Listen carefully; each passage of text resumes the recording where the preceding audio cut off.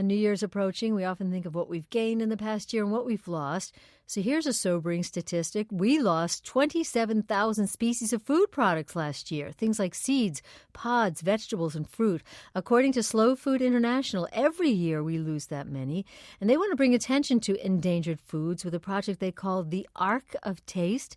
Resident Chef Kathy Gunst was at the Slow Food Conference in Turin this past fall, and she joins us in the studio with more. Kathy, welcome. Hi, Robin. And we've had the founder of the Slow Food Movement on this program. We're going to hear from him again through you. But remind people, what is this, Slow Food? Well, Carlo Petrini was the founder. He began Slow Food in Italy in 1986 in opposition to fast food. Specifically, there was a plan to open a McDonald's franchise near Rome's celebrated Spanish Steps. And today, the Slow Food organization has chapters around the world, and they promote locally grown food, seasonally grown food. And this is, a lot of people call this conference the Olympics of food. People come from all over. 220,000 visitors came from 63 countries, and I was there. And you were there. You got to be there. And it sounds like that's a lot of species of food to be losing every year. So what is this Ark of Taste, and what are they talking about with this lost food? The Ark of Taste is this huge exhibit that catalogs and identifies foods at risk for extinction around the world. Imagine like no more Maine lobster or New Mexican chilies.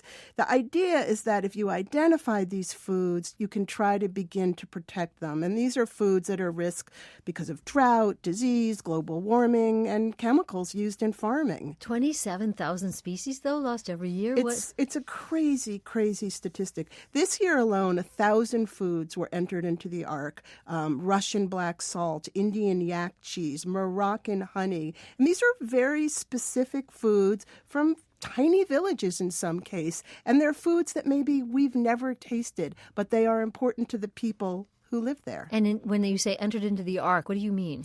People come from all over the world with a food that they're concerned about, that they feel are going to become extinct. And they talk to somebody who's in front of a computer terminal, and they tell them about the food and describe what they're worried about and why it's important to keep it there. So that's entered in as an endangered species of food. Exactly. And I met a delegate from Zambia called Cesar Catelli, and he talked about the importance of this project. The rationale behind the Ark of Taste is to ensure that certain foodstuffs that are about to be extincted are protected and ensure that those foodstuffs are not wiped out completely by genetically modified foods. Most of these genetically modified foods come with a lot of chemicals, and they're not good for our bodies. This is the more reason why we have seen a high prevalence of disease within the continent.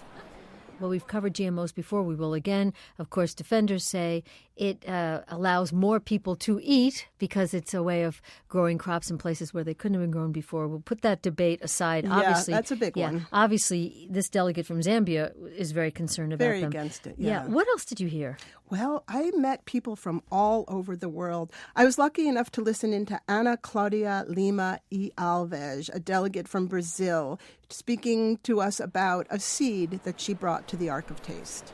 Urucum, a seed from Brazil, with the Indians use to color your bodies and to cook this. Muqueca. So muqueca is a Brazilian stew made with fish, coconut milk, and this oracum, oranata. The word is a Portuguese word. It comes from the native Indian language Tupi, and it means red. It's harvested still in the Amazonian rainforest, and it's used quite a bit in soups and stews throughout Brazil. So she was saying that Urucum, too, they used it to color their bodies. Color their bodies, so yes. they wanted that in the Ark to She preserve it. had actually planted some of it, and you can imagine with what's going on with environmental issues in the Amazon and the rainforest, how this might be at risk. Yeah. Who else did you meet? I also met a woman named Druz Anada from Tanzania. I asked her why she had traveled so far, and she brought tiger nuts. I asked her why. Tiger nuts are almost disappearing, and they are very healthy for pregnant women, for children, and even for women who have just given birth, because it brings the strength very fast.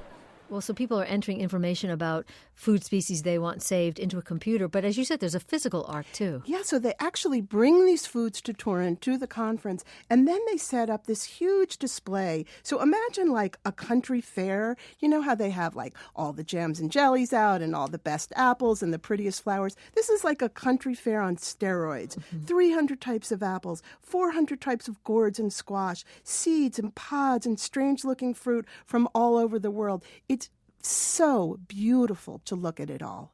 What happens with the information once it goes in the ark? That was exactly my question, Robin. I was lucky enough to attend a press conference with Slow Food President Carlo Petrini. What an amazing guy. He's so intense and passionate about this work.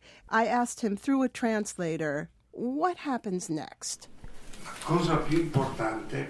Now, there's one important thing that we can do for all these people, and it's not to be done only for the foods or the seeds that have been saved by these communities. What we can do is for the benefit of the communities themselves. What we can do through the Ark is to help them no longer feel lonely, no longer feel that they are at a loss on their own, that no one is noticing them, no one knows about them, no one cares about them. So the Ark offers moral support, as you heard. But did you leave feeling optimistic that things might change? You know, it was hard not to feel this sense of optimism, meeting people from all over the world who were talking about the sense of empowerment they felt and passion, and being able to come together with other farmers, you know, African farmers meeting an Italian farmer, and a farmer from Kentucky talking to one from Italy. Realistically, I don't know what will happen with these foods. Will they disappear? Petrini seems to indicate that knowing about them, entering them into the internet is a very good first step. So I like to end on optimism.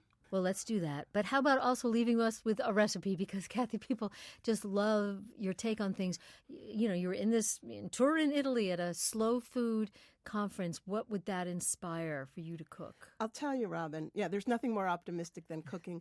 There was a display of hundreds of apples that are being endangered and all kinds of honey from around the world. So how about an apple honey crostata to start the new year? Oh, what a wonderful thought. So we'll have that recipe at herenow.org. Kathy, thanks as always. Thanks, Robin.